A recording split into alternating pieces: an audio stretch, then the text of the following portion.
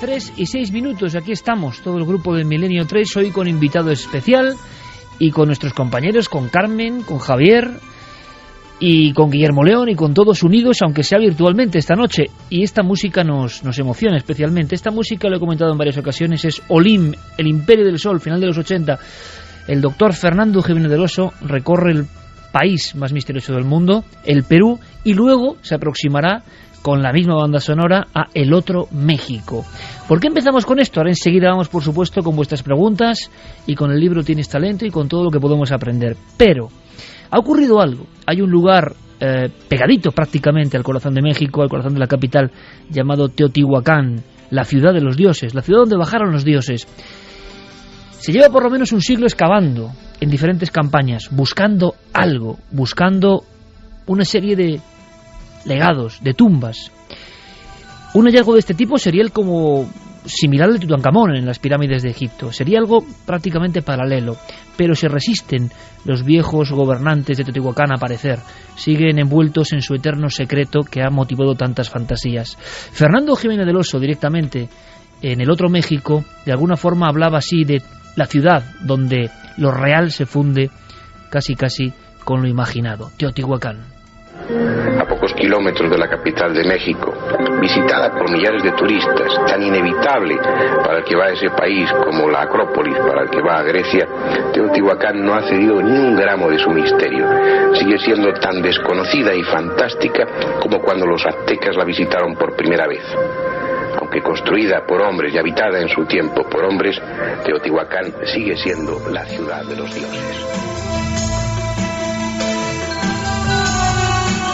Y ahora, gracias a la magia de la radio y por supuesto agradeciéndoos a todos de nuevo esa confianza y ese incremento en el Estudio General de Medios, emocionados por ser cada vez más, planeamos sobre esas pirámides silenciosas de Teotihuacán. Allí ha ocurrido algo, un robot. ¿Os acordáis del Upuaut, el dios sombrío egipcio que abría las puertas hace prácticamente una década, un poquito más? Entraba un robot con la electrónica de su tiempo buscando unas cámaras secretas en la gran pirámide de Gizeh y lograba ver algo, simplemente otra puerta, otra espera. Pudimos conocer a Rudolf Gantenbrink en Turín y estuvimos con él, con el diseñador de ese robot perro, de alguna forma, que buscaba la entraña del misterio de la pirámide. Y Gantenbrink nos dijo: no me han vuelto a dejar entrar en Egipto. Fue demasiado osado meterme dentro de la pirámide a buscar la verdad. Pues bueno, es lo que está pasando esta misma semana, ni más ni menos que en Teotihuacán. Y queremos daros de alguna forma la exclusiva, que conozcáis lo que está pasando a estas mismas horas, porque creo que merece la pena. Igual nos quedamos a las puertas de algo en las fronteras, pero de consumarse el hallazgo sería maravilloso. Conectamos directamente con Diego Marañón. Compañero, buenas noches. Hola Iker, buenas noches, ¿qué tal? Dicen los arqueólogos, ¿habéis hablado con ellos?, que estamos prácticamente en la frontera de un hallazgo que quizá cambie la historia de la arqueología americana para siempre.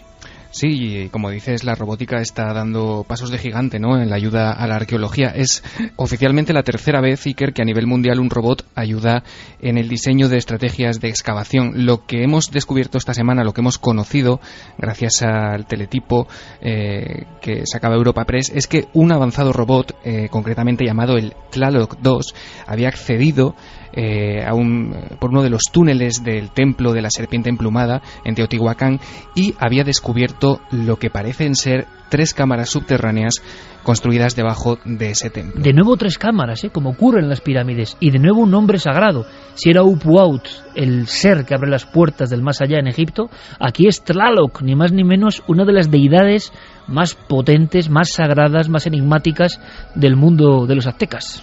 Sí, es este robot que pesa 35 kilos y mide, en algunas de sus partes entre 20 y 30 centímetros. Esperaba encontrarse al menos una cámara. La sorpresa ha llegado cuando ha detectado, gracias a sus escáneres que permiten crear una especie de imágenes del interior de hasta 5 metros de radio, ha descubierto 3 espacios. Iker, no sabemos exactamente qué contienen esos espacios aún, y el mismo responsable de este proyecto, que es el arqueólogo Sergio Gómez Chávez del Instituto Nacional de Antropología e Historia, nos contaba hoy mismo parte de esos descubrimientos. Se introdujo el lunes pasado, caminó cerca de 30 metros por un pequeño espacio que hay en el último tramo que nos falta por explorar, de un túnel que tiene más de 120 metros de largo, y lo que descubrió el robot es que hay 3 grandes cámaras, no sabemos qué hay adentro, que están sepultados todavía, 3 grandes cámaras que forman la parte final del túnel. Nosotros estamos planteando una hipótesis de que probablemente se trata de un depósito funerario, probablemente de los gobernantes de la ciudad de Teotihuacán o de gentes de un alto estatus social de aquella época. Pues yo lo decía y soy sincero, se me ponen los pelos de punta porque lo que daríamos por estar en ese momento, ¿no? Vemos casi a Howard Carter, ¿no? Diciendo, ¿qué ve usted, no? Cosas maravillosas, le responde su colega de investigación, porque son tumbas que llevan demasiado secreto y que son anheladas por diferentes generaciones. Ha habido gente que ha muerto creyendo que las iba a encontrar y fueron al otro mundo sin encontrarlas, ¿no? Estamos ahí en la frontera quizá de un gran hallazgo. No lo dice con todo el respeto, un amante de las ciencias ocultas, lo dice ni más ni menos el arqueólogo encargado de este trabajo, un robot con nombre sagrado entrando en el núcleo de uno de los epicentros, ¿no?, del misterio en la Tierra, Diego. Sí, y además en un espacio, Iker, que no ha recibido la visita o los pasos de ningún ser humano desde prácticamente hace 2000 años, y tampoco ha sido fácil que ese robot llegue hasta ese pasillo en el que ha detectado esas 3 cavidades, porque en ese espacio, Iker, hay muchísima cantidad de sedimentos, de barro.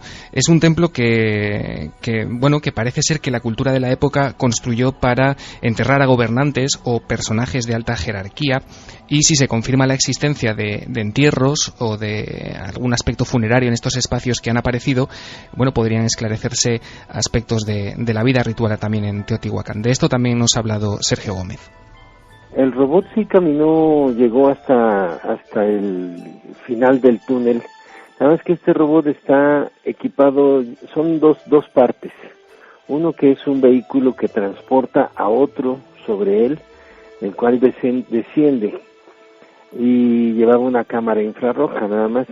Ya no pudo bajar este segundo robot del primero porque había muchísima agua, muchísimo lodo, barro, y entonces fue imposible ya que bajara. De hecho, nosotros hasta ahorita hemos recuperado más de 50,000 objetos durante todo este proceso de exploración, y la intención es concluir este año y corroborar esta hipótesis de que ahí puedan estar sepultados los gobernantes de la ciudad de Teotihuacán, que durante más de 100 años que se han hecho excavaciones en la zona arqueológica, nunca se han encontrado las tumbas de los gobernantes.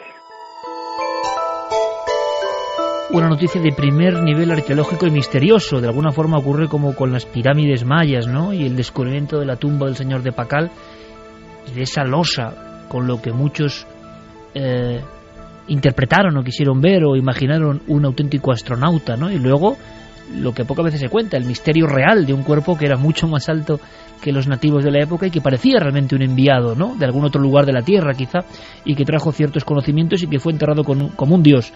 Teotihuacán, para la cultura del Viejo México, es el lugar donde los dioses hablaban con los hombres, se interconectaban con los hombres. ¿Quedará algo de esos dioses en alguna tumba?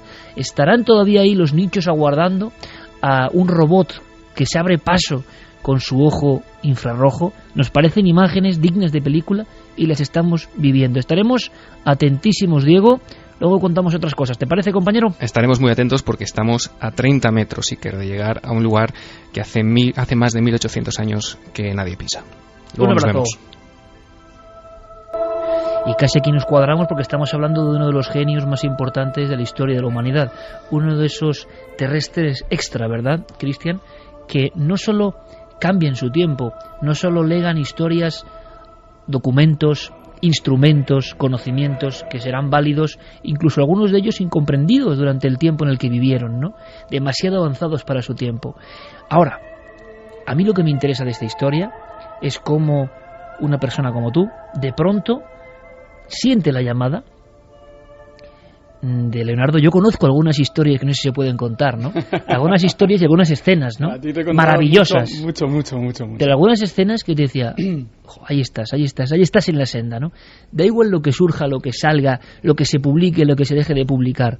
Cuando alguien conecta con esa onda, ¿no? Esa onda que reverbera, ¿no? De alguna forma, y uno con emoción de repente siente que sigue la pista, sigue el camino. Nuestro compañero Pérez Campos podría contar eso muchas veces, ¿no? Cuando el misterio te guía, cuando el misterio auténtico te lleva por el buen camino y uno va en volandas. Hay alguna escena que es muy emocionante, que igual podríamos empezar, ¿no? Tú te has sentido muy cerca del personaje, como si realmente no hubiese muerto, ¿no? De alguna forma, como si no estuviese fuera del mundo de los vivos hace 500 años, ¿no? Como si su espíritu, su inspiración, fuese posible y positivo hoy en día. Sí, aunque más allá de la palabra genio, ¿no? Que digamos es un término que se suele utilizar siempre con siglos de perspectiva, porque él no era considerado un genio, no se considera un genio, sí que se considera alguien especial, un enviado, el encargado de transmitir el mensaje de la verdad. Él no se considera un genio. No se considera un genio, ni en su época le consideraban como tal. Era un gran artista del Renacimiento con algo de déficit de atención, ¿no? Pero digamos que la palabra genio tiene una connotación de perspectiva de 5 siglos de distancia, ¿no? Pero sí me han pasado cosas... cosas maravillosas. Como tú y yo lo llamamos de sincronicidad con Leonardo, lo que fue su entorno estando en Vinci, estando investigando para un futuro trabajo que algún día verá la luz, todo relacionado con el misterio. Además hemos hablado de profecías. También hay profecías, ¿no? Como Vamos a Michel de Notre esta Dame. noche. Uh-huh. Y bueno, sí, me han pasado cosas de decir, estoy en el camino correcto. No sé si verá la luz, no sé si esto algún día se venderá o no se venderá, pero es algo que a mí me dice que estoy haciendo lo correcto, que es ahí donde tengo que estar y no en otra parte, ¿no? Qué genial, de verdad que es una oportunidad interesante. El libro al que le damos, y no es habitual porque lo hemos hecho en toda esta temporada, después del éxito, por ejemplo, de nuestro compañero Javier Sierra, del que nos sentimos parte también, ¿no? La visión del arte como un elemento absolutamente mágico en nuestra vida. Bueno, pues esta es otra visión también del arte y del conocimiento y de lo que llamábamos aquí mente positiva, ¿no? Que yo creo que hace falta más que nunca. ¿Tienes talento? Cristian Gálvez, Alienta Editorial, que pertenece al grupo Planeta. Cristian, Bueno, pues yo creo que a partir de ahora Fermín estará muy atento, porque si tenéis preguntas, nosotros vamos a preguntar, Santi, ¿te parece? Sí. Si tenéis preguntas para Cristian, vías abiertas, Nave del Misterio, en Facebook y en Twitter, en Google+, milenio3@cadanaser.com, porque creo que es una oportunidad única. Y además os lo digo, con Cristian la verdad es que hemos vivido esas sensaciones, ¿no?, de sincronicidad, y yo creo que es una historia muy bonita y que ya sorprendió a mucha gente aquí, a muchos espectadores, conocido evidentemente por sus programas. ¿Qué hace este hombre investigando, siguiendo la pista y buscando realmente con ímpetu, ¿no?, y con ilusión códigos de Leonardo? Leonardo nos puede ayudar hoy en día, en esta época, no voy a decir de crisis, voy a decir de depresión generalizada, de sensación de que no podemos con el entorno.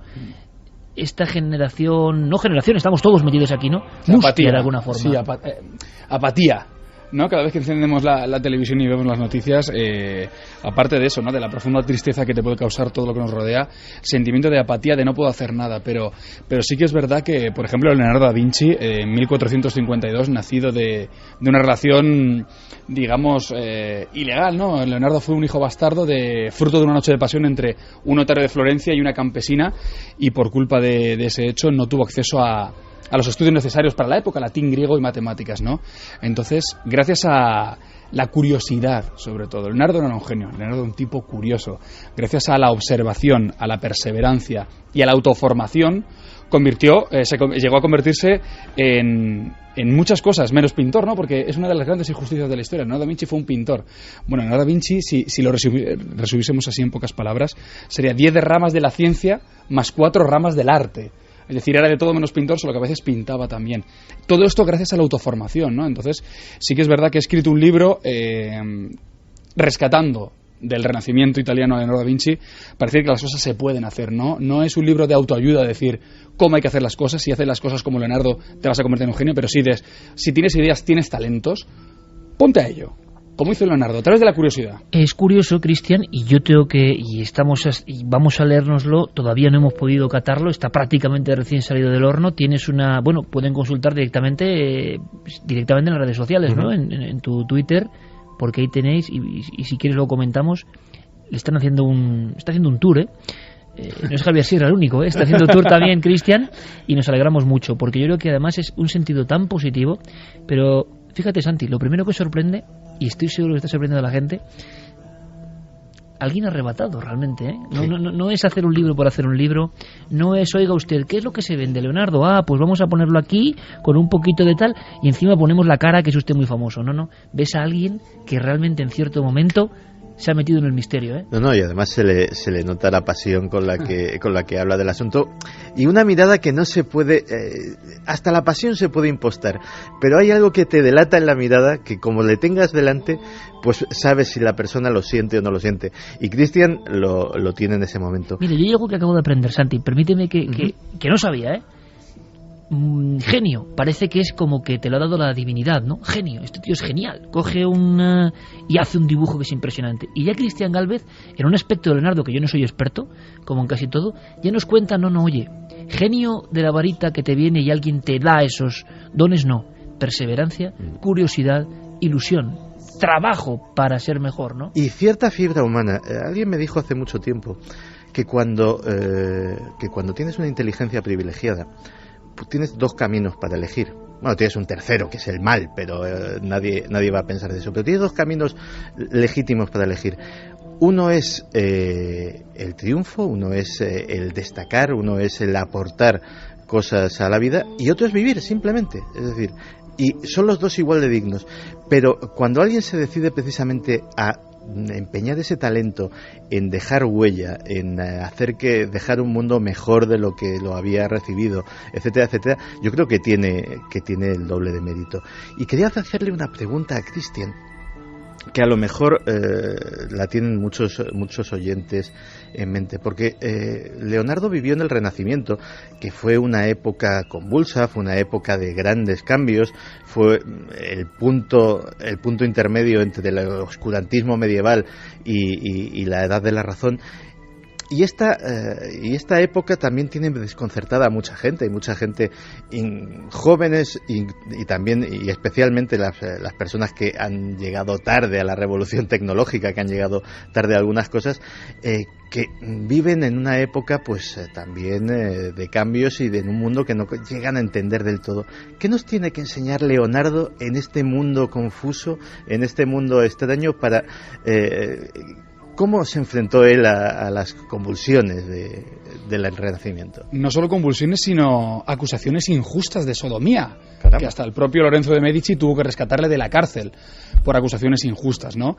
Pues perdiendo el miedo a todo aquello que se le anteponía para conseguir sus sueños y su pasión. Uh-huh. Hay un estudio que reflejo en el libro que más de un 80% de los americanos, de los norteamericanos, no tienen ningún escrúpulo a la hora de cambiar de ciudad, incluso a veces de costa a costa, por el hecho de conseguir el trabajo que quieren y perseguir sus sueños. Hoy en día en España, con la que está cayendo, menos de un 20% la gente cambiaría de lugar por conseguir un trabajo o conseguir un sueño, ¿no? Uh-huh. En vez de, lo que suelo yo decir, en vez de soñar su vida, vivir sus sueños. Menos de un 20%. Leonardo da Vinci hace 500 años no tenía ese miedo, ¿no? O sea, uno de los primeros y más brillantes currículums de la historia es de Leonardo. Le manda una carta a Ludovico Sforza en Milán, sale de Florencia. Claro, hoy en día son 3 horas y pico en coche.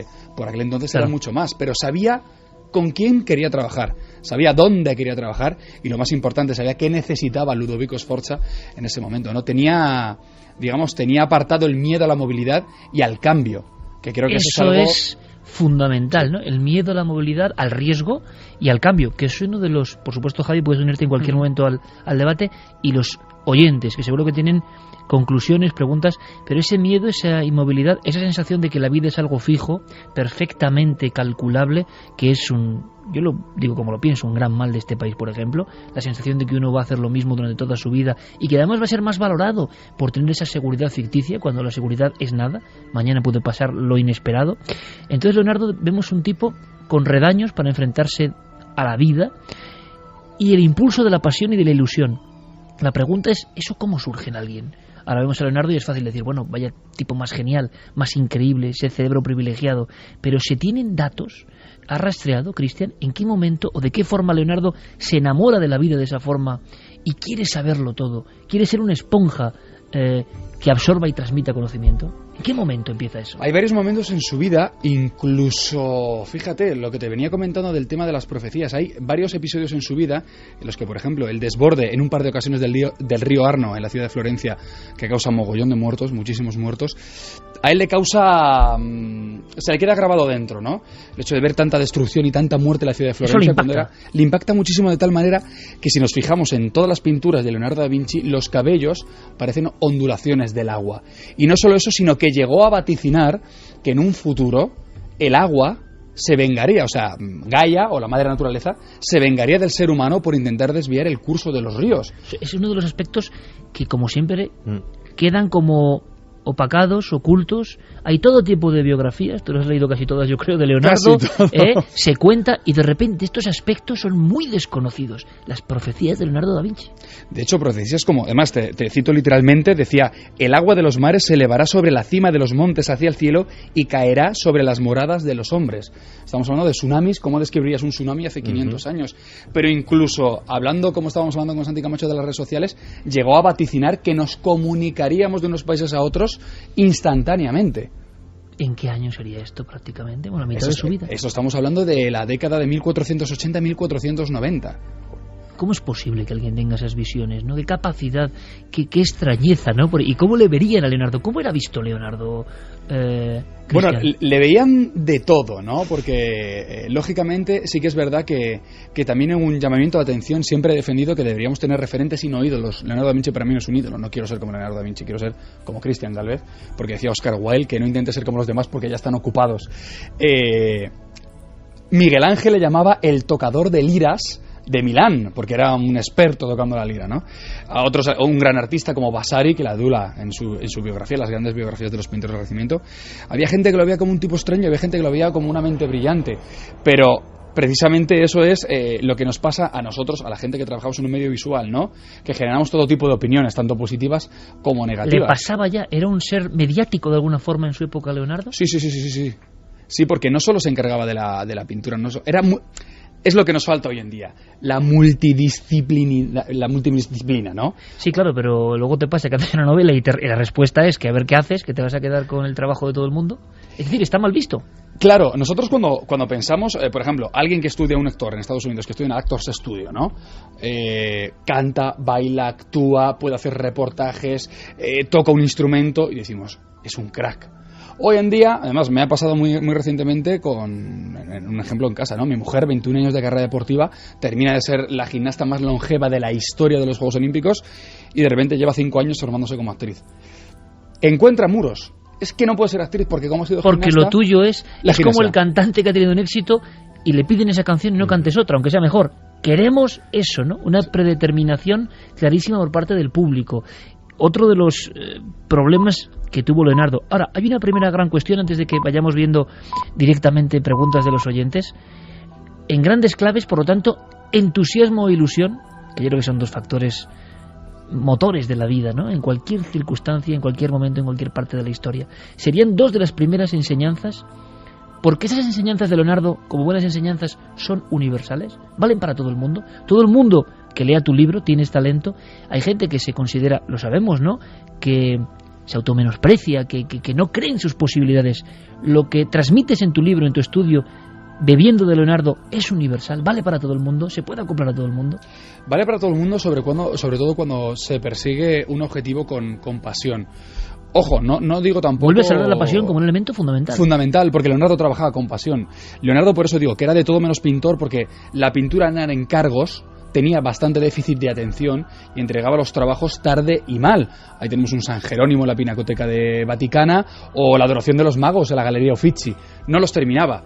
Cobraba el adelanto y no los terminaba, pero lo que trabajaba con pasión... Pero ¿cómo lo trabajaba?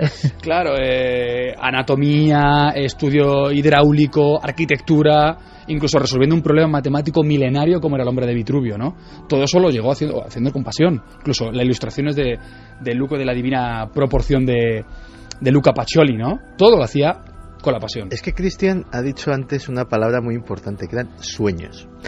Y en una época de crisis como esta, en la que la gente va a amarrar el resultado, yo me quedo a lo seguro, pero lo de los sueños es casi para épocas en las que van mejor las cosas.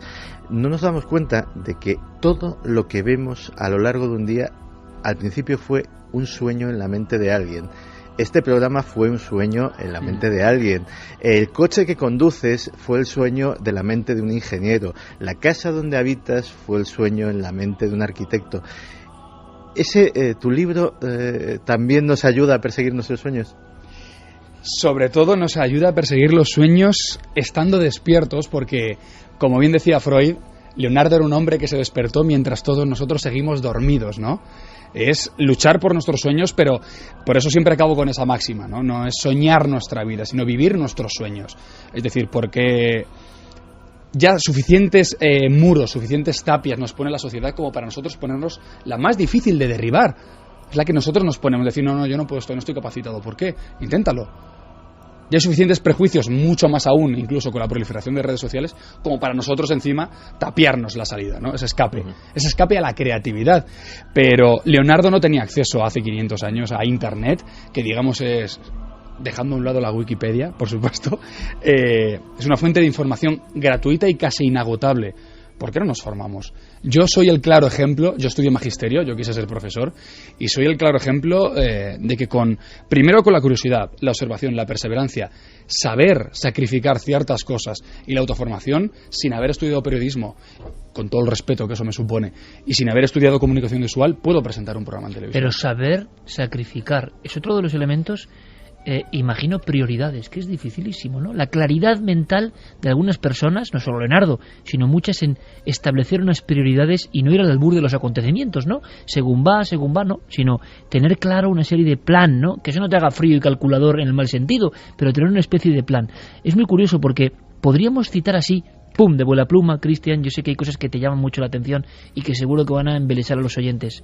Inventos sorprendentes, ejemplos, ¿no? Tanto en la mente como en el dibujo, como incluso en la construcción, que este hombre llegó a idear y que nos pueden dejar patidifusos y que pueden mostrarnos el nivel de extraterrestre de Leonardo, ¿no? Y casi sin ir más lejos, nada mucho más extraordinario, por decirlo de una manera. Hoy en día, casi todos tenemos un coche, 1492. El invento del coche por parte de Leonardo da Vinci, el primer automóvil. 1491, la primera bicicleta. Pero mucho más allá, la década de los 90, de 1490, la década, estaba en Venecia, Turquía amenazaba con invadir Venecia, inventó los trajes de buzo, porque vio que el ejército naval de Venecia no podía competir con el de los turcos, y dijo, ataquemos debajo del agua. El primer traje de buzo, el ala delta, el primer prototipo del helicóptero. El ala delta... El sueño de volar, ¿no? El sueño de volar, el ala delta, se probó en el año 2000, una mujer tuvo el valor de probar el primer ala delta de Leonardo da Vinci, se puso un paracaídas por si acaso, y no tuvo que utilizarlo. Maderas, cáñamo y lienzo, y pudo planear. El paracaídas, el plato de ducha. En la historia nosotros hemos pasado de ducharnos de un tubo que caiga un chorro de agua a, digamos, el efecto lluvia, como solemos llamarlo en el siglo XXI. Eso lo inventa Leonardo. Eso es de Leonardo.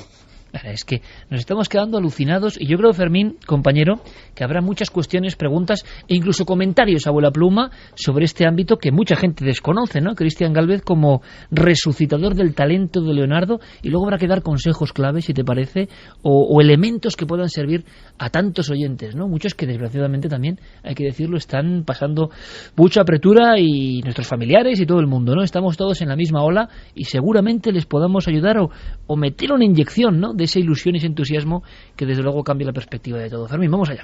Hay muchos mensajes que admiran, que preguntan por la admiración de Leonardo da Vinci, de Cristian Gálvez. También Sora Noctoscere dice: yo hace unos meses empecé a pensar en que quería cumplir mi sueño a pesar de los tiempos que corren. Phil Connor decía: ¿crees en que puedan existir más códigos por descubrir dejados por Leonardo? Interesante para hacer, aunque sea una breve respuesta. Se habla de esos códigos misteriosos. Solo un tercio del trabajo que escribió Leonardo se ha encontrado. Se calcula que todavía quedan unas 10.000 páginas todavía por encontrar. Maravilloso. Solo un tercio se ha encontrado. Uno de los iconos leonardescos del misterio es esa escritura al revés, ¿no? Especular, ¿no? ¿Qué has podido saber de eso, Cristian? En Espejo, pues hay varias teorías sobre ello. Primero, no se sabe si a raíz de la acusación de sodomía, en la que Lorenzo de Medici tuvo mucho que ver a la hora de sacarlo de la cárcel, fue justo a partir de ese momento en el que él empezó a escribir, ¿no? Escribir de manera especular, de manera en espejo. No se sabe muy bien si por secretismo o porque, como era zurdo, al ser iletrado, aprendió a escribir de forma autodidacta con la izquierda para no mancharse con la tinta. Pero lo que sí se ha demostrado es que era capaz de escribir con la mano izquierda, de derecha a izquierda, mientras dibujaba con su mano diestra. Lo que sabemos es que solo 1/3 de su creación, de alguna forma, de códices, está en la luz de los focos, ¿no? El resto sigue siendo secreto. Darvos decía, Cristian, ¿tiene Leonardo algún complejo, como suele suceder con todo gran genio? Interesante. Como complejo, no he llegado a descubrir nada, y lo único acomplejado que pudo estar es una de las últimas frases que se supone dijo a la hora de morir, ¿no? Que pedía perdón a Dios y a los hombres porque su trabajo no había tenido la calidad que debería haber tenido, ¿no? Y que él había perdido contra el tiempo. No había perdido contra nadie, había perdido contra el tiempo. Pero un hombre que crea estas maravillas también nos muestra, yo no sé si quizá al final de su vida, Cristian, igual me equivoco, pero un poco también de obsesión perfeccionista, ¿no? Porque alguien que ha hecho todo esto, decir que no, madre mía, pues el resto de los seres humanos que eran entonces, claro. Claro, si él se quejaba, ¿no? Sí, pero decía eso, que perdía contra el tiempo, que le había faltado tiempo. Murió con 67 años, o sea, había gente que durante la época murió mucho más tarde. Lo que pasa es que los últimos 5 años además tuvo una hemiplegia y la parte derecha del cuerpo, menos mal que normalmente escribía con la zurda, no podía moverlo. Entonces sí que se tiró bastante tiempo enfermo y no pudo producir todo lo que quiso. Él anhelaba un poco más de tiempo. ¿Le hubiera gustado estar más? Mucho más. Recordemos que los últimos 3-4 años de su vida vivió en Francia, con Francisco I de Francia, como gran arquitecto, pintor e inventor. Es decir, lo tenían en Francia, en Amboise, en el Valle de Loira, para decir lo que quisiera. Yo creo que eso era el gran deseo de Leonardo durante toda su vida, ¿no? Haber hecho lo que él quería y no haberse tenido que interrumpir sus estudios a la hora de tener que pintar. Hay similitudes con otros genios de otros tiempos que son curiosos y porque en Francia muere también Francisco de Goya, otro nivel. Él se hace un dibujo, un autorretrato que es maravilloso y misterioso, que se parece a Leonardo. Él mismo parece un anciano con un aspecto, va con una especie de capa o de sayal. Le vemos como a punto ya de entrar en el otro lado, va con 2 bastones. Y él mismo, Goya, con mano temblorosa, pone algo que yo creo que es un legado, no es un lema y que va mucho con esto, ¿no? Goya, con 82 años, si no me equivoco, pone abajo su último dibujo, aún aprendo.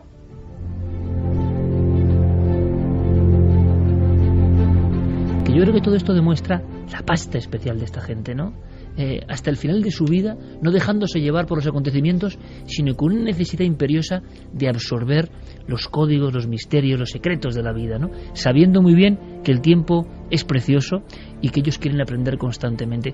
Que alguien como Goya, o como ponga aún aprendo, ya se pone él mismo en un lugar nada arrogante respecto a la naturaleza. ¿Sabemos algo de las creencias de Leonardo? Creencias que puedan ser... Porque todos estos genios tienen sus vaivenes también, ¿no? Sí, y se lo demuestra durante todo lo que se ha encontrado del Códice Atlántico. Hay una eterna dualidad en creer, no creer, reniega de Dios. De hecho, en la Última Cena hay claros ejemplos de que de repente cambia con la iconografía de lo que es no solo el momento sagrado de las Escrituras, sino también en la propia imagen de Cristo. Pero luego termina pidiendo perdón a Dios. Lo que sí que tenía claro es que él decía que nada se puede amar si no se puede demostrar. Claro, Dios no se puede demostrar, pero siempre vivió en la eterna dualidad. Esa dualidad, ¿no? Sí. Más preguntas, Fermín. Seguimos con más preguntas. De hecho, Diego Cozor Lobo decía lo que decía Cristian ahora. He ofendido a Dios y a la humanidad porque mi trabajo no tuvo la calidad que debía haber tenido. Firmado Leonardo da Vinci. Miguel Ángel dice, ¿puedes decirnos algo de esa relación especial entre Miguel Ángel y Leonardo? Bueno, especial yo creo que se debería llamar competencia, aunque sí que es verdad que no hay evidencias físicas, como por ejemplo la homosexualidad de Miguel Ángel está contrastada porque hay cartas de su puño y letra a su amante, ¿no? Pero de esta competencia, más bien lo que nos llega a los escritos de la gente de la época, como puede ser Maquiavelo o como el propio Giorgio Vasari, uno de los grandes biógrafos de los artistas. Pero poco más, no sabemos si es una competencia directa entre ellos o que la gente ya de por sí, como hoy en día en la actualidad, en el siglo XXI, la dualidad eterna, queremos verlos competir para ver quién era el mejor. Seguimos con más admiraciones hacia Cristian. ¿Qué es lo que más admiras de la figura de Leonardo? Lo que más admiras. De estas hay muchas preguntas, sí, ¿no? que más o menos iguales, ¿no? Que es, ¿por qué tu admiración hacia ¿Cuándo Leonardo? Surge? Vamos a hacer un poco de historia. ¿Por qué? ¿Por qué? Surgen hace relativamente poco, en 2009, en un viaje relámpago a Milán. Leonardo era el personaje que todos conocemos más o menos para ti en ese momento, nadie especial. Era una de las grandes injusticias en el sistema educativo.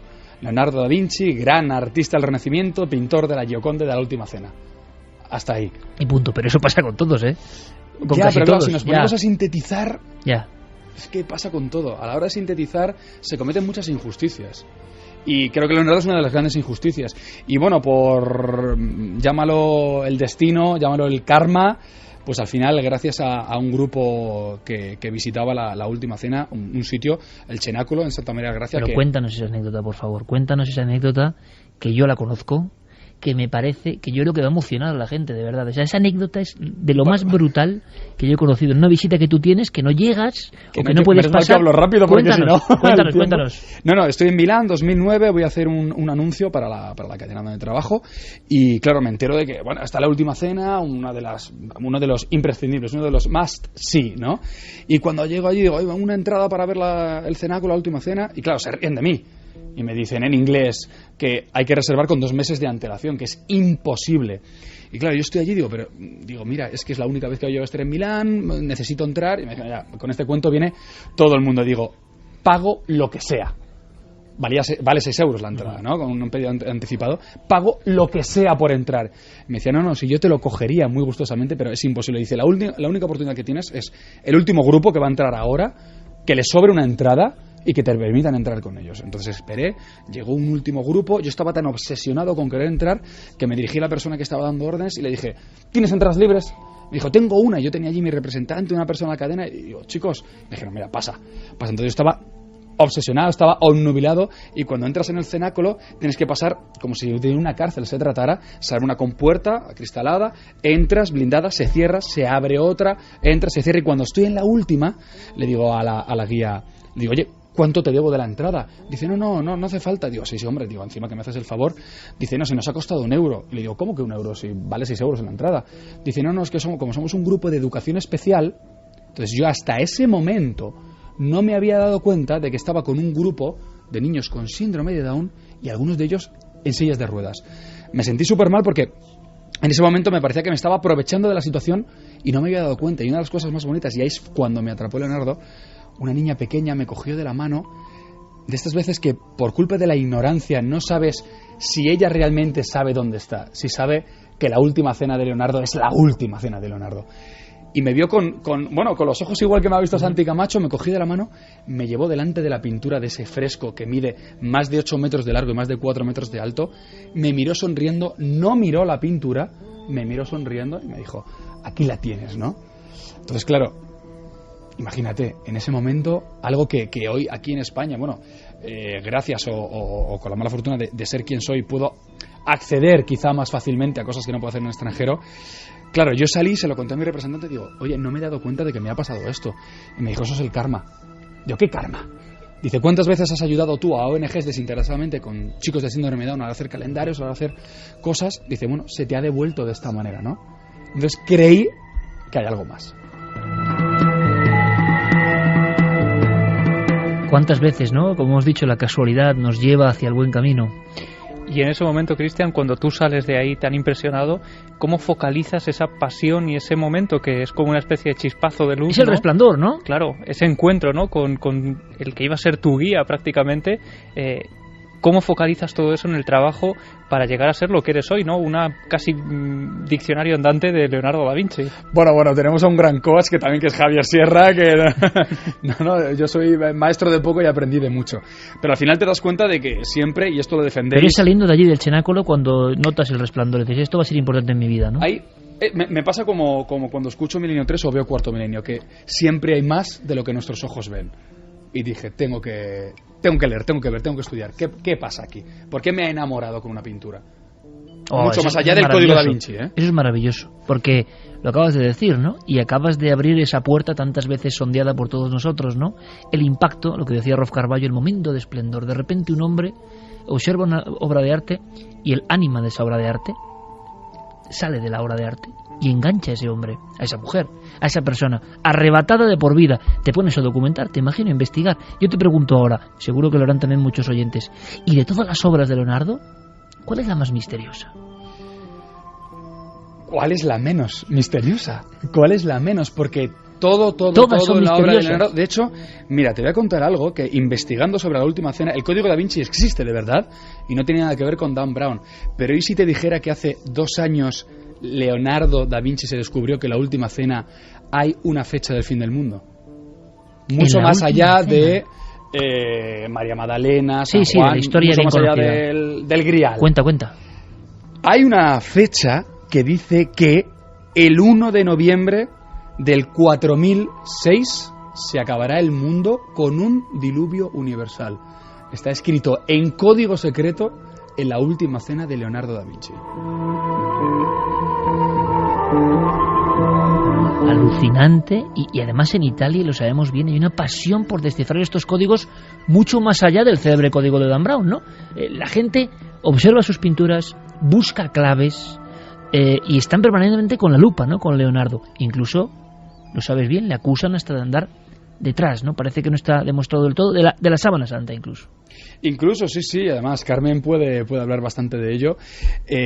Al final yo creo que es más un ejercicio de marketing, pero también un estudio de José Luis Espejo, un autor bastante interesante que he tenido la oportunidad de conocer hace poco en Sant Jordi, que ha publicado 3 libros sobre un posible viaje iniciático de Leonardo a través de los Rosacruces a Barcelona, a Montserrat, lleno de enigmas también por otra parte, ¿no? Y que parte de no solo del paisaje pintado en la Gioconda, el paisaje de la izquierda, podría ser Montserrat, sino también en la Anunciación. El puerto que se ve entre el ángel y María que recibe el mensaje podría ser el puerto de Barcelona. Conexión de Leonardo en un tiempo de sociedades secretas, de ocultismo, de magia, ¿tuvo algún interés? No queda muy claro, pero sí que es verdad que hay ciertas corrientes que estudian la posibilidad de que Leonardo fuera un protegido de alguna sociedad secreta. Gana todas las papeletas los Rosacruces, ¿no? Sobre todo por cómo vivió, cómo estuvo a la orden de los hombres más poderosos en la Italia del Renacimiento. César Borgia, Ludovico Sforza, Lorenzo de Medici, cómo estaba protegido, ¿no? A pesar de que como artista más del 50% de su obra nunca se llegó a entregar a tiempo. Vamos a de alguna forma trazar un nexo con lo que tú cuentas en tu libro. Tienes talento, lo publica Alienta. ¿En qué momento, porque esto sí es extraño también, ¿no? Por eso lo decía, qué misterio, qué conjunción, unes todo esto que estamos contando, que es maravilloso, un poco lleno de imaginación también, en el buen sentido, artística, y de repente hay muchos libros que hablan de cómo mejorar, ¿no? De cómo podemos sacar más provecho a nuestras facultades de alguna forma.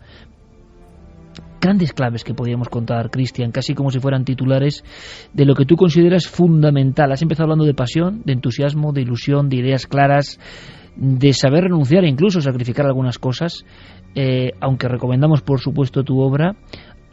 ¿Cómo está yendo, por ejemplo, la recepción? ¿Cómo ves? La gente entra dentro de este mensaje, es decir, ¿es posible acudir a una personalidad tan maravillosa pero tan remota aparentemente y extraer elementos perfectamente válidos en la convulsa sociedad, como decía Santi, del 2013?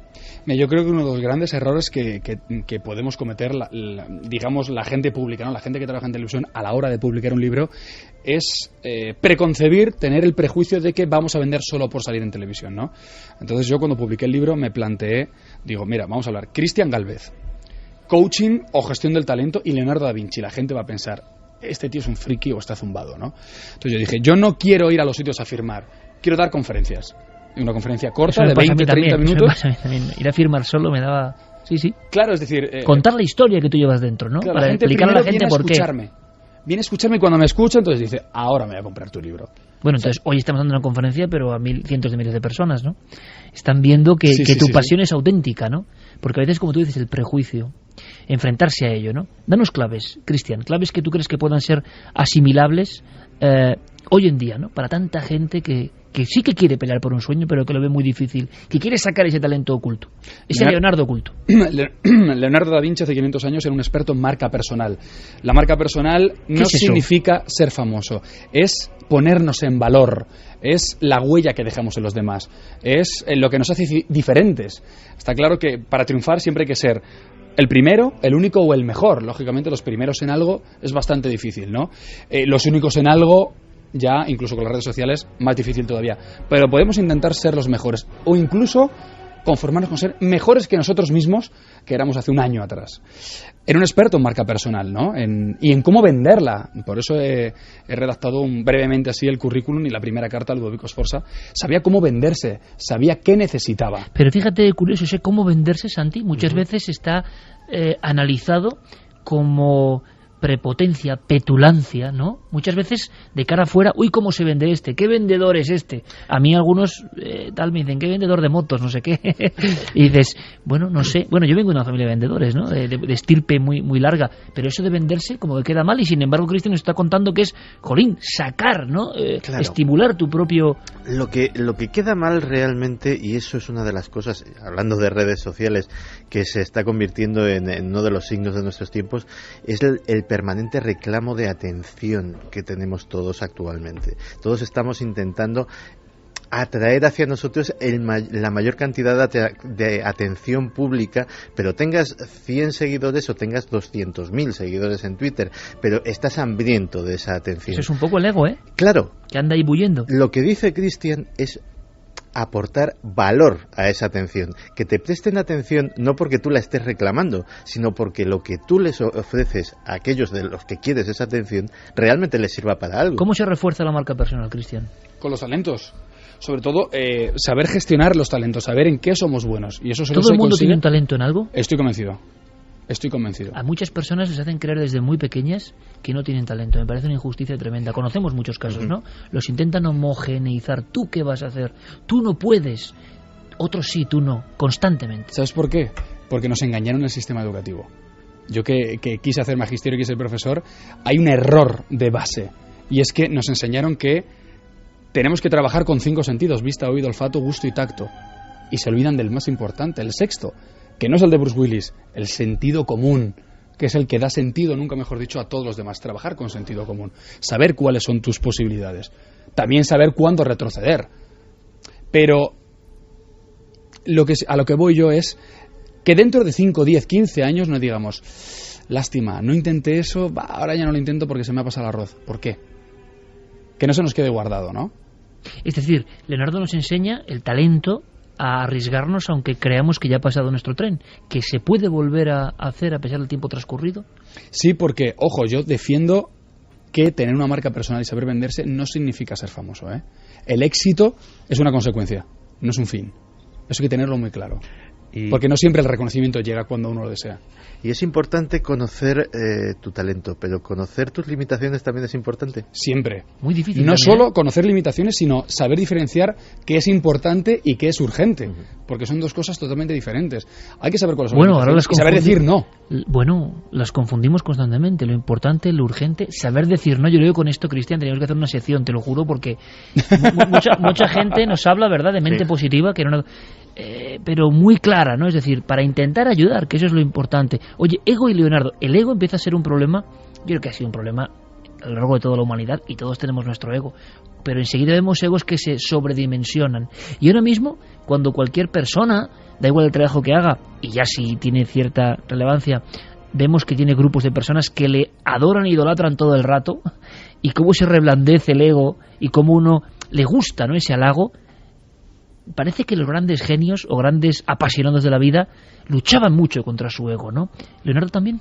Sí, ¿y sabes por qué? Porque Leonardo ya lo aplicó en la pintura con la técnica del esfumato, cambiar la perspectiva. Lo aplicó también en El hombre de Vitruvio, al hecho de otorgar a las proporciones del ser humano 2 ejes en vez de 1, como se venía haciendo durante milenios. El cambio de perspectiva significa, nosotros, por ejemplo, que somos personas expuestas a la opinión pública, yo siempre lo digo a la gente que trabaja en televisión, creo que los presentadores, los actores, deberíamos tener muy claro que somos actores secundarios, siempre. Aquel de nosotros que crea que es un actor, que es el protagonista de la función, creo que, digamos, su vida laboral tiene una trayectoria bastante corta. Yo creo que debemos ser actores secundarios y los protagonistas son los entrevistados, los oyentes, aquellos para los cuales hacemos entretenimiento, hacemos espectáculo, hacemos cultura o hacemos misterio. Esto es muy curioso, Cristian, porque compartimos todos en esta mesa este mundo y vemos ejemplos constantes que hasta nos sorprenden, ¿no?, de cómo el ego es una pulsión muy poderosa que llega a un nubilar y se pierde clarísimamente la perspectiva. Ese pelear contra tu propia vanagloria y tu propia egolatría, yo creo que es también una buena recomendación, ¿no? Estar firme. Sí, no solo nos sorprende, sino que estamos rodeados, bastante rodeados, y por eso siempre defenderé que nada de ídolos, que son solo referentes, ¿no? Porque los ídolos no tienen defectos y los referentes sí. Leonardo es un referente para mí, pero Leonardo tenía un déficit de atención también. O O sea, a veces no respetaba el significado de la palabra honor cuando no entregaba un trabajo a tiempo. Entonces tiene fallos, y de esos fallos también se aprenden. De sus fracasos también se aprende, porque no deja de ser experiencia.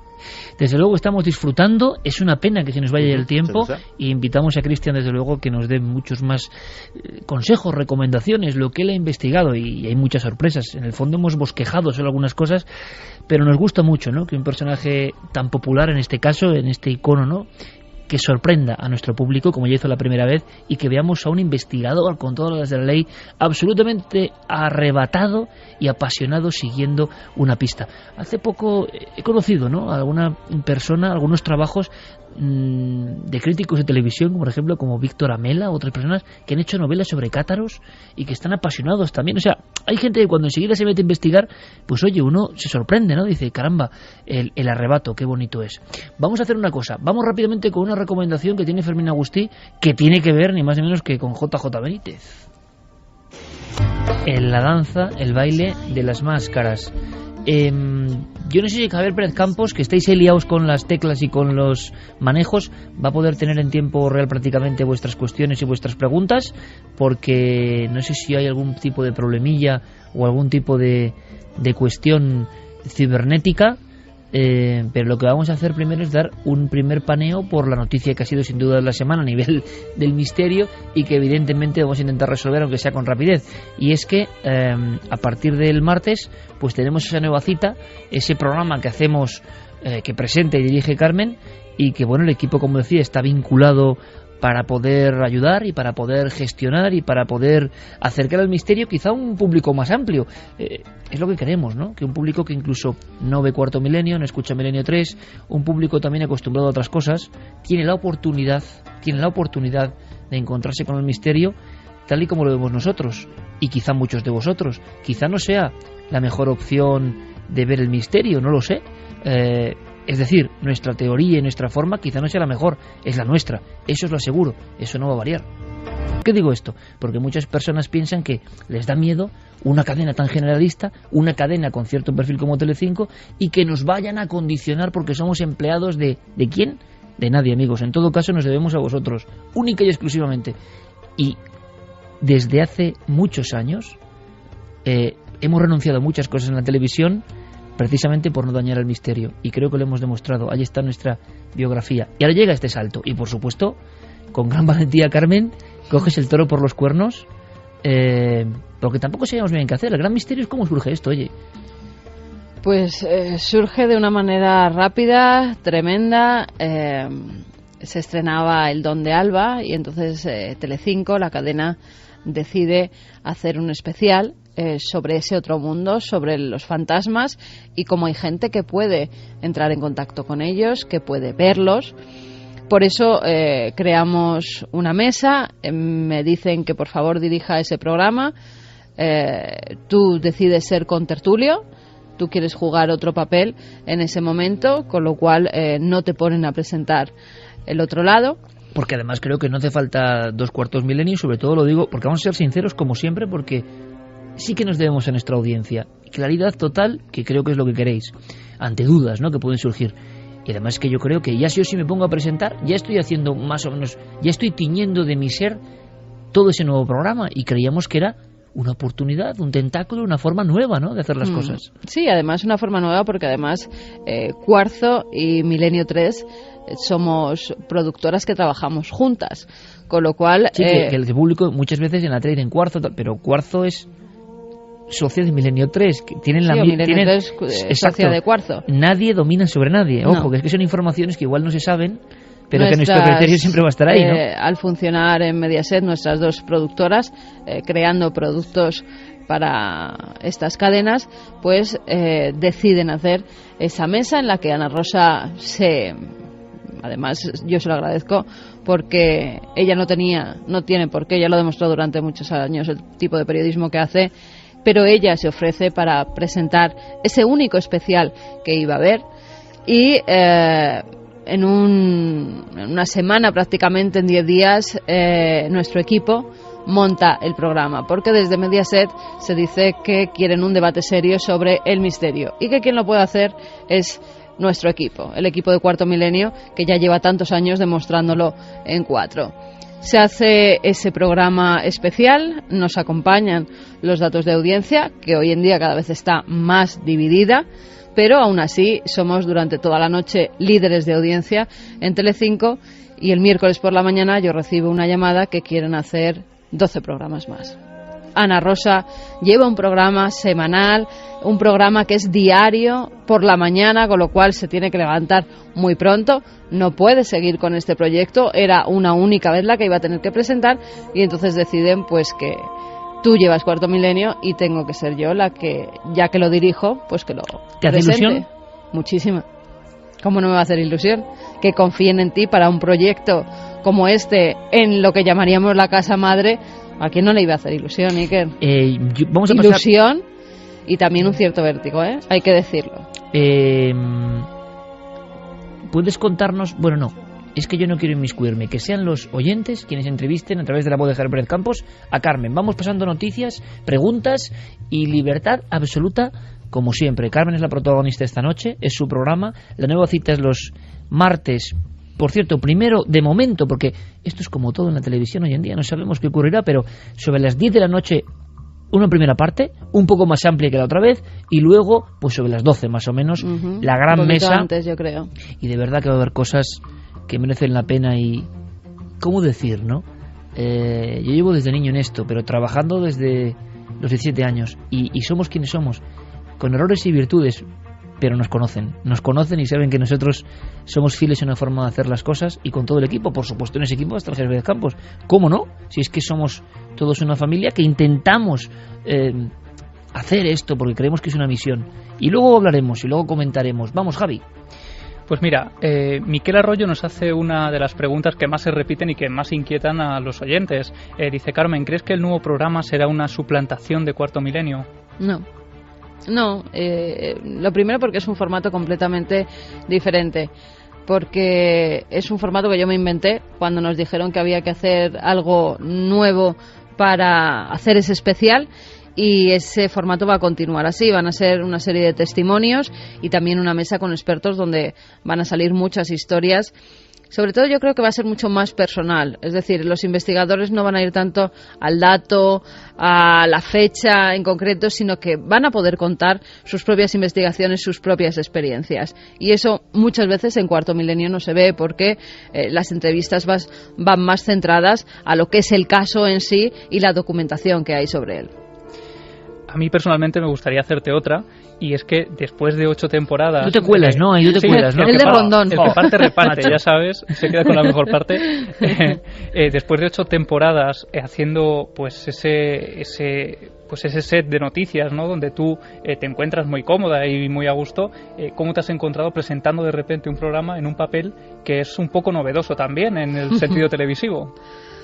Pues os lo decía antes, cuando me dan la noticia, la verdad es que es un vértigo como si te subieras en estas montañas gigantescas que hay en el parque de atracciones, que te dejan caer de repente en 5 segundos. Pues te pone una cosa aquí en el estómago y dices, bueno, ¿qué hago? ¿O renuncio o cojo al toro por los cuernos y me planto delante de él y lo toreo? Bueno, pues eso es lo que he hecho. Dije que sí y me planté delante del toro. Y vamos a ver ahora cómo resulta. Eso a mí puedo ser muy sincero y decir una cosa que igual por pudor no dices, pero que es que la dirección de Telecinco, también hay que decir, que se queda como muy agradecida y muy contenta con, digamos, la porción de trabajo que tú haces en ese primer especial, con las entrevistas en concreto, y que también apuestan por ti. O sea, es decir, también hay que decir que no es, bueno, pues como no hay nadie más, no. Que la dirección de Telecinco apuesta por Carmen porque ha visto su trabajo, y eso yo creo que es digno de orgullo. Evidentemente yo me tengo que sentir muy orgulloso, y lo contamos en la cadena SER porque para nosotros todo es una forma de contar la nave del misterio, ¿no? Y de acercaros a nuestras cosas, y creemos que muchos de los que vais a ver ese programa y vais a ver Cuarto Milenio también escucháis la radio, ¿no? Y que os merecéis toda la información que luego fluirá por las redes, donde cualquiera puede contar lo que quiera, a favor, en contra, pero que esa elección es así. Y yo os digo una cosa, os lo digo y lo veréis el martes: Carmen os va a sorprender. Carmen os va a sorprender. A algunos no, pero a muchos, a la inmensa mayoría sí.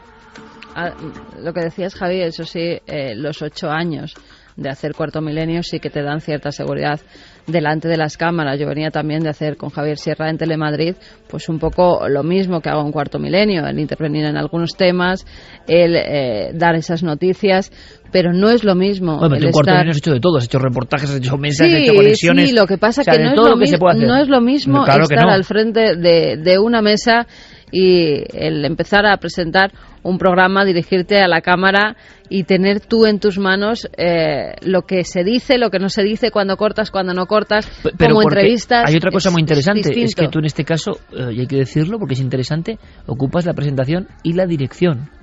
Es decir, ya no solo presentar, como me ocurre en mi Cuarto Milenio, será bueno o malo, sino, y es mágico, lo del director es, pues como hacer este programa, ¿por dónde empezamos? ¿Con quién empezamos? ¿A quién quitamos? ¿Qué seleccionamos? ¿Cuál es de alguna forma el teatro, entre comillas, amable o más tenebroso que la gente se va a encontrar? Organizar el ritmo de un acontecimiento, saber hasta dónde y cuándo no, y cuándo te quedas corto y cuándo te quedas largo, no es solo presentar o hacer un papel, ¿no?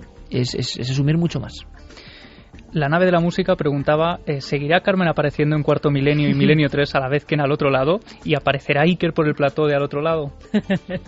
Iker aparecerá por el plató de Al Otro Lado, y ya la dije en la entrevista que me hicieron, si no me despide, Iker, yo seguiré porque es mi trabajo apareciendo en Cuarto Milenio y haciendo mis secciones. No puedo dejar al programa madre tampoco cojo de algo a lo que están acostumbrados los televidentes. Con lo cual sí que seguiré, y por supuesto que en Milenio 3 hemos decidido, aún en un año de muchos cambios y de mucha incertidumbre por parte de Iker de si seguíamos o no seguíamos, hemos decidido seguir haciéndolo, y por supuesto que estaremos aquí para seguir haciendo Milenio 3, que es también donde nace absolutamente todo.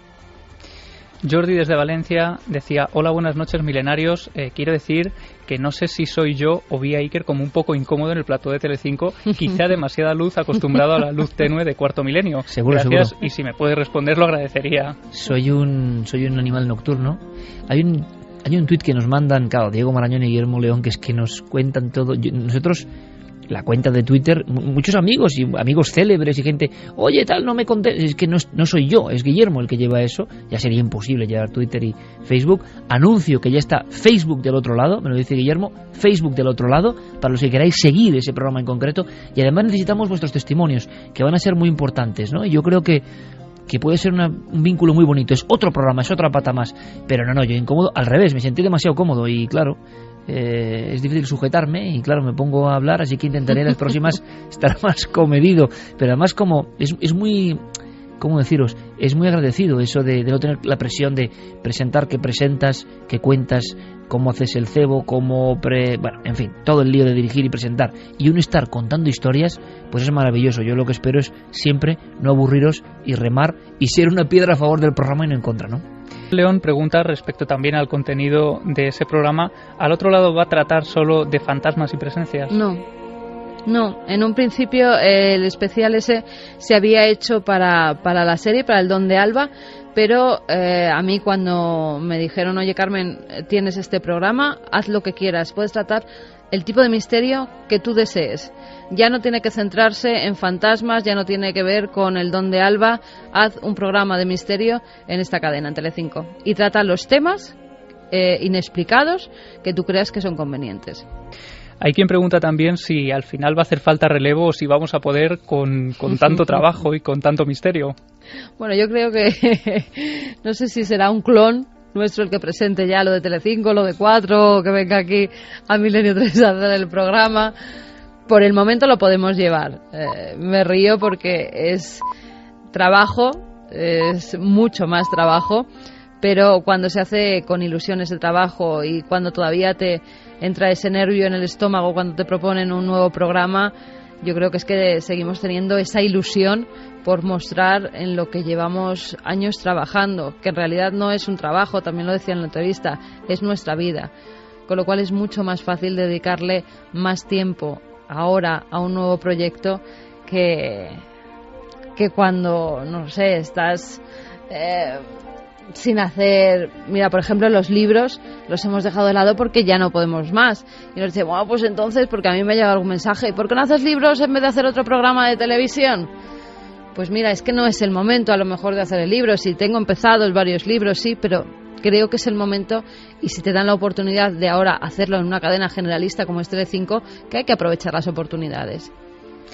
Hay una para Iker que dice, Iker, ¿tienes miedo de que Carmen llegue a hacerlo mejor como presentadora, directora que tú de alguna manera? Hombre, a mí sería... creo que lo puede llegar a hacer bastante mejor, con su estilo propio, que no es el mío. Yo tengo mis... Había un tuit que nos pasaban que era maravilloso, que decía, ¿cómo se nota que el programa está llevado por una mujer, este que salió en Tele5, y no por un hombre como Iker, está todo hecho una... con todos los papeles tirados, todos los documentos revueltos?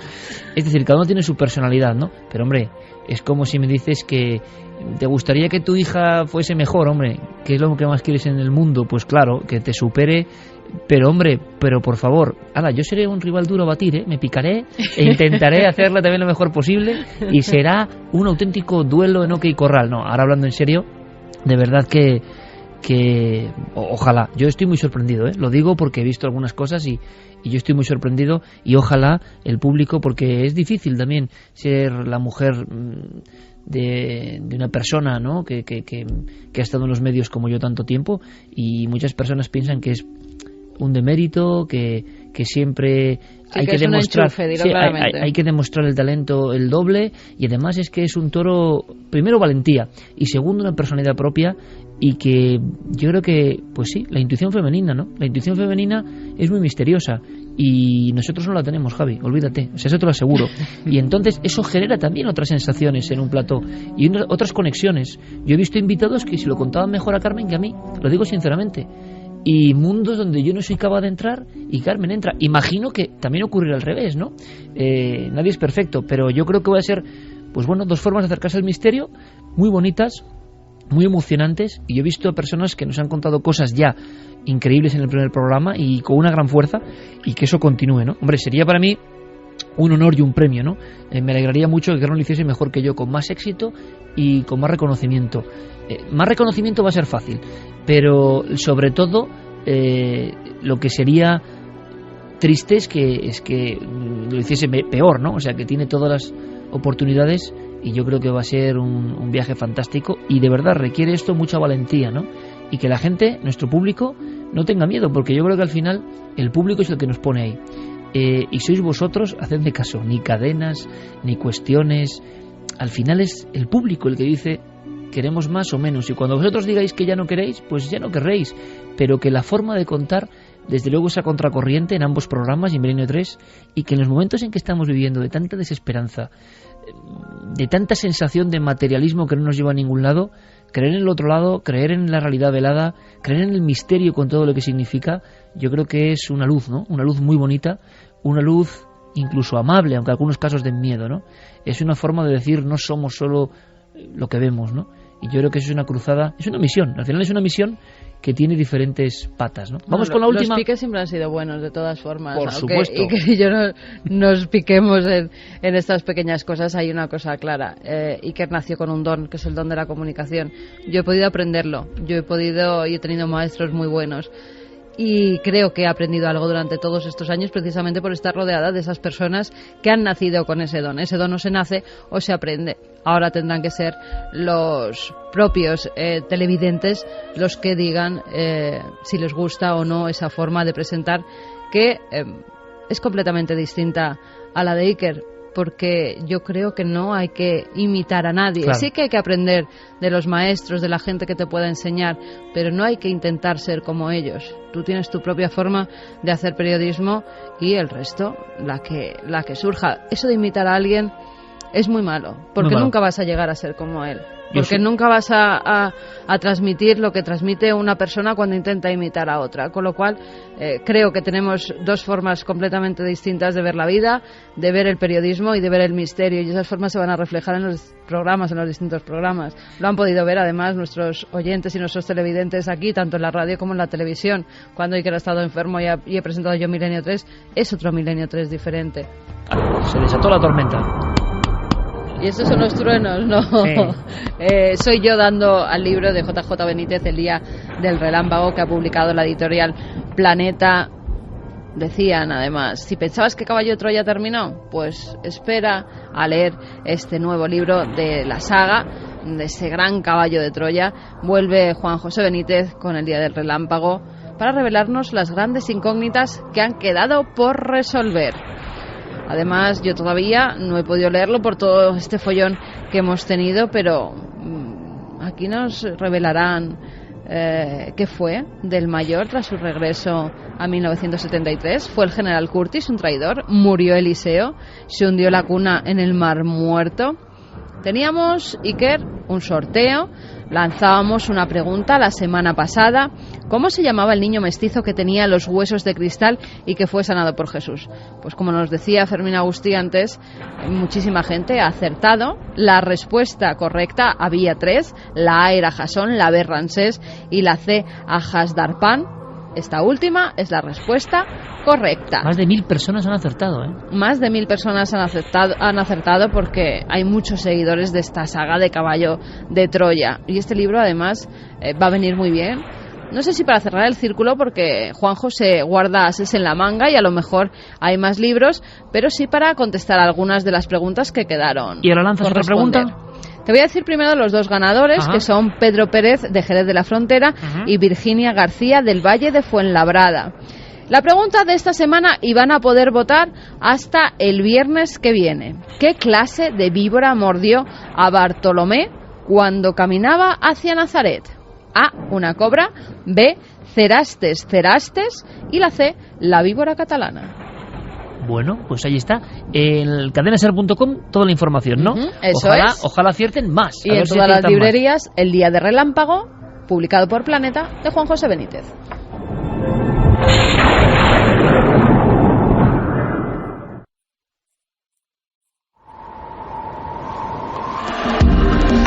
Nunca antes habías estado tan cerca de lo desconocido. Milenio 3. Cadena Ser. 3:41. Como siempre, una historia. Una historia, si la semana pasada era de cine, de Hitchcock, ahora es testimonio puro y duro, y testimonio que también hay que escuchar con toda la atención del mundo, porque es de esos que llegan a las emociones, que calan hondo. Y creo que puede que sea uno de los testimonios más tremendos que hemos escuchado a lo largo de esta temporada de Milenio 3, por esa carga profundamente humana que lleva consigo, ¿no? En este caso, Iker, vamos a conocer el caso que le ocurrió a Julia hace solo 1 año y medio, muy recientemente, cuando le detectaron un cáncer. Ella estaba pasando por un momento muy duro en su vida.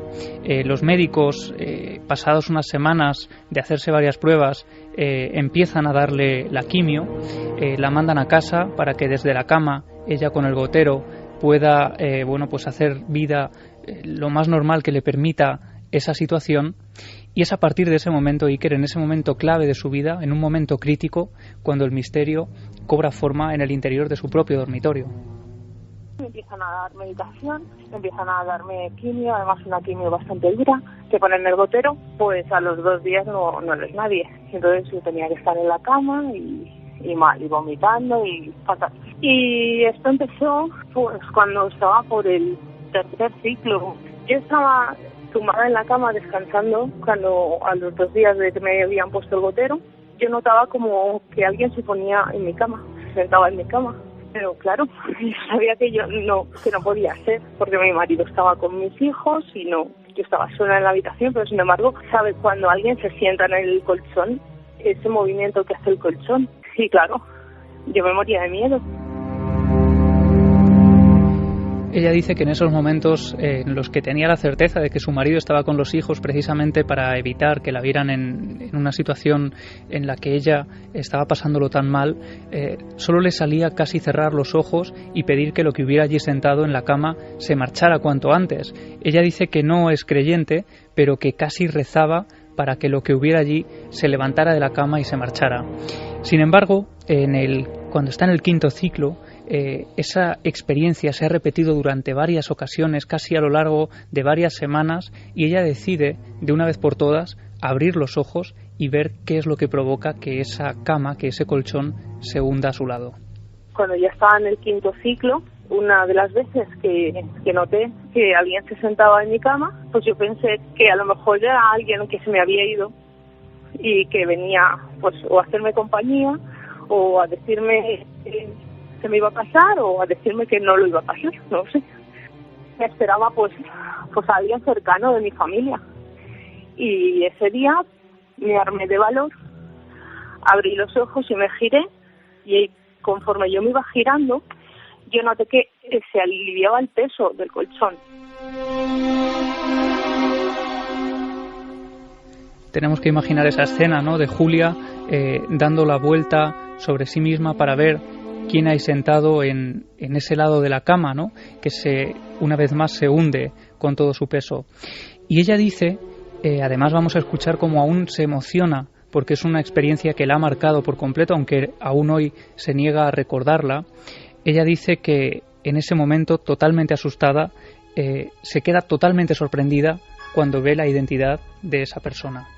Me encontré pues un chico pues guapo, calvo, que no conocía de nada y que estaba ahí al lado de mi cama, y yo le quería decir que quién era y qué hacía en mi casa, pero no me salían las palabras, y en eso empezó a andar, se dirigió hacia la puerta y en el momento que llegó a la puerta desapareció, literalmente desapareció. En ese momento no tenía miedo, pero cuando desapareció, ahí sí que empecé a gritar, y fue cuando vino mi marido y claro, explícaselo. 3:45, en fin, lo que hablamos de la emoción, ¿no? Y de cómo el otro lado, si es que es el otro lado, marca profundamente las emociones, el alma, mucho más allá del aparato, la fotografía, la grabación, no, es el alma donde queda la muesca de estos encuentros. Para la versión racional, la que estamos, y tú sabes bien a qué me refiero, Javier, en un mundo donde se exigen explicaciones de inmediato, ¿verdad? Donde si nos pasa algo de este tipo, buscamos rápidamente, como quien busca el reto de un medicamento, volvamos a la realidad, pongamos los pies en la tierra. ¿Qué es lo que ha pasado? ¿Cuál es la explicación? Aunque no lo sea, la buscamos. Y la quimio, claro, ¿no? Y el cerebro que en zona X habrá reaccionado de tal forma y ha generado una cosa, porque se parte de la base de que es imposible que ese muchacho calvo esté ahí, que represente algo, pero eso nadie lo sabe, ¿no? Y esa emoción nos indica que para esa persona lo que está ahí es algo extraordinario que se le está presentando. Es como si el testimonio supiera perfectamente en su yo interior que eso que le está hablando no tiene nada que ver con lo orgánico, con lo biológico, ¿no? Y has dado en la clave, porque en una situación así tendemos a correr al lado científico para que sentir un poco el amparo, ¿no?, de una respuesta racional, y es exactamente lo que hizo Julia casi al día siguiente de tener esta experiencia. Ella llega a describir la figura perfectamente, dice que es como una especie de maniquí, llega a compararlo con un maniquí, porque es delgado, alto, calvo, con una expresión con unos rasgos muy definidos y una expresión que no tiene nada que ver con una situación trágica, ¿no?, como la que se está viviendo en esos momentos. Ella dice que le marca tal la expresión de esa cara que si llegara a encontrarse con esa persona o viera una fotografía, la reconocería al primer instante. Y cuando al día siguiente acude a la consulta del médico para explicarle lo que ha ocurrido, ella intenta que el doctor le diga si es que ese cáncer que ella estaba padeciendo y salvándose también, porque por suerte podemos decir que ha salido, ¿no?, de esa tremenda vivencia, quiere saber si le está afectando al cerebro y puede haberle provocado esas alucinaciones. Y esto es lo que ocurre, Iker. Le dije que había tenido alucinaciones y entonces me hizo un escáner de la cabeza por si el tumor había hecho metástasis en el cerebro. Pero no, salió bien. O sea que él era como si me estuviese haciendo compañía, no sé. Si fuera una fantasía mía, no hubiera sido calvo, no llevaba nada de pelo, estaba pues como yo, calva. Mira, acabo de caer ahora. Yo creo que hay que aprovechar el momento preciso ahora, en este tremendo instante, yo creo que de emoción, cuando ella misma, contándoselo a Herbert Campos, se da cuenta, ¿no? Podía ser un recuerdo de alguien, ¿no?, que seguía ahí. que había pasado por la enfermedad, que igual no lo había superado y le estaba apoyando. Y como digo, a estas horas habrá gente que está peleando contra esta tremenda enfermedad, ¿no?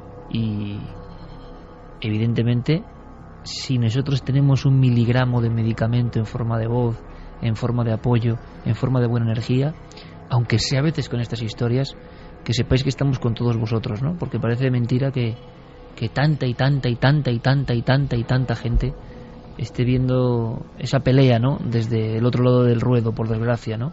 Y tantos familiares, tantos amigos, tantas personas. Así que, por supuesto, nuestro inmenso abrazo, ¿no? Nuestro inmenso abrazo lleno de energía. Y ¿por qué no, no? Alguien desde el otro lado, ¿por qué no? Yo no lo sé, ¿por qué no? Alguien milagrosamente también, ¿no? Dio fuerza para esta mujer, ¿no? Para que saliese de ese trance, quién sabe. Sí, porque en este caso dice que no es a partir de ese momento, ella tiene que seguir ese tratamiento, pero a día de hoy podemos decir y alegrarnos, ¿no? Porque nuestra amiga, nuestra oyente ha mejorado y puede contarnos esta experiencia, una experiencia que solo ha compartido con su marido y con su médico, porque eran 2 personas con las que tenía que tratar y que tenía que hablar por si podía ser un efecto derivado, ¿no?, de ese tratamiento, y había que descartar cualquier posibilidad. En este caso no sirvió para nada la respuesta científica. Hay una cosa muy interesante, Javier, sobre este caso que yo creo que de verdad es de impacto por, lo hablamos muchas veces, por la tremenda fuerza psíquica que tienen estos. Ningún guionista se inventa esto. Con la forma en que se cuenta. Nadie que esté pensando desde el punto de vista de la ficción. Los que generen aventuras para hacer ficción, bien sean libros, en películas, los que a ver cómo impactamos al público, y que hay maestros en eso, pues muchos no llegan a la fuerza de una historia real contada en código real, con esa sorpresa real de cuando esta mujer se da cuenta de lo que te está contando porque está vertebrando la historia. Cuando ha mencionado un maniquí sin pelo, con una expresión, pues está mencionando casi sus maniquís, ¿verdad?, napolitanos o maniquís aragoneses o que se hacían en el siglo XIX y que tenemos todos en mente, ¿no? Esas figuras que se le ponían trajes encima, porque lo que expresan estas figuras no parece del todo humano, ¿no? Hay algo que lo hace extrahumano. Sí, pero también, han perdido, ¿no? En cierta forma está describiendo a muchos ángeles. A los ángeles o se los describe como rubios o se los describe sin pelo. Es una forma, a lo largo de la literatura y de los testimonios que ha habido, se los describe de ambas formas. Y esa forma de desaparecer también es un caso, la verdad, a mí me ha puesto, igual que al público que lo está escuchando, los vellos de punta. Y luego, claro, ¿por qué algunos casos calan de inmediato en todo el mundo y generan esta especie de shock? Por la forma de contar. La emoción, la credibilidad, la verdad. Hay algo en el discurso, fíjate, ¿no? si es honesta, que ella creía que esa enfermedad le había ya afectado el cerebro y que por eso veía visiones. Para algunos que se creen que las medicinas son las que hacen que se vea este tipo de seres. Pero a ella veces es tan honesta que pregunta a su médico si eso le ha podido afectar. Claro, dice que no. Porque evidentemente nos quedamos más tranquilos pensando en una alucinación. Evidentemente nos quedamos más tranquilos si alguien nos hace un diagnóstico, si alguien nos explica desde una visión de superioridad científica que eso que nosotros estamos viendo ya está catalogado, no se preocupe usted. Y sin embargo, y como sé que Javi está metido en esas historias, en el fondo lo que está contando esta mujer es el mismo relato que llega desde la antigüedad, ¿no? Un encuentro con lo desconocido, con lo daimónico, ¿no? Una palabra que... ¿Qué es eso? ¿Qué es eso, Javi? Pues es una palabra fantástica y que ojalá dentro de poco podamos entrevistar y hablar con una persona que ha hecho un libro que a mí me tiene fascinado, ¿no? Y que me recomendaste tú, que es Realidad Daimónica. Yo no sabía nada de ese término y ha sido a raíz de leer ese libro cuando de repente todas las experiencias, todos los casos que yo había investigado de forma aislada, de repente han cobrado un sentido muy extraño. Y ese caso ovni que parecía no tener ninguna relación con el monstruo de Sabadell, por ejemplo, o con la aparición mariana que ocurrió en tal pueblo, de repente todo cobra un sentido y desde luego te puedo decir que es un libro que me hará investigar con otros ojos.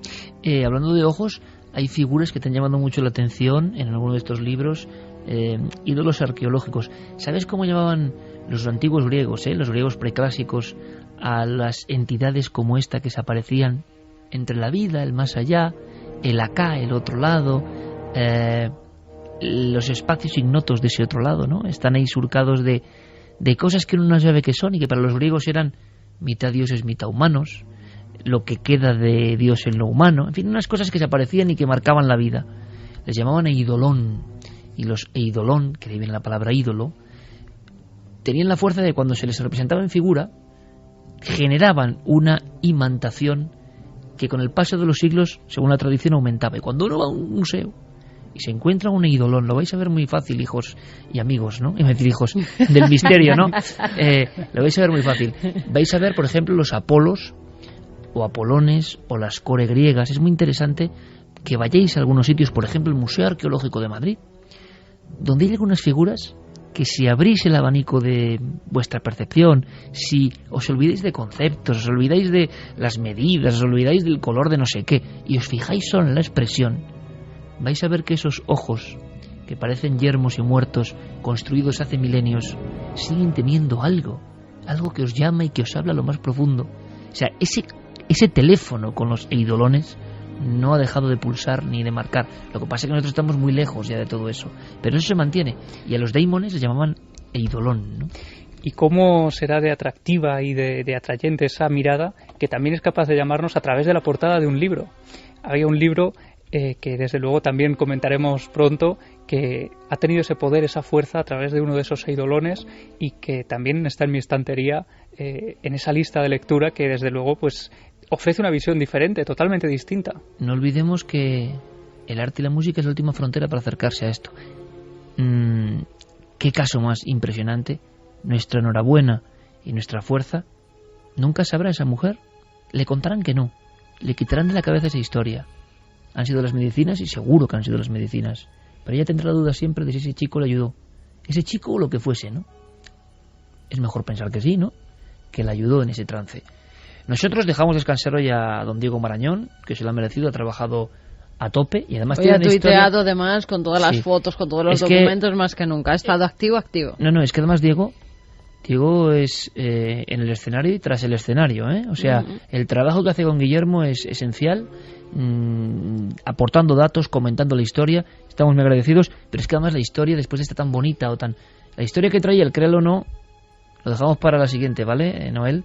Porque era de un perro lazarillo y era un poco terrible, así que la contamos la semana próxima. ¡Vámonos!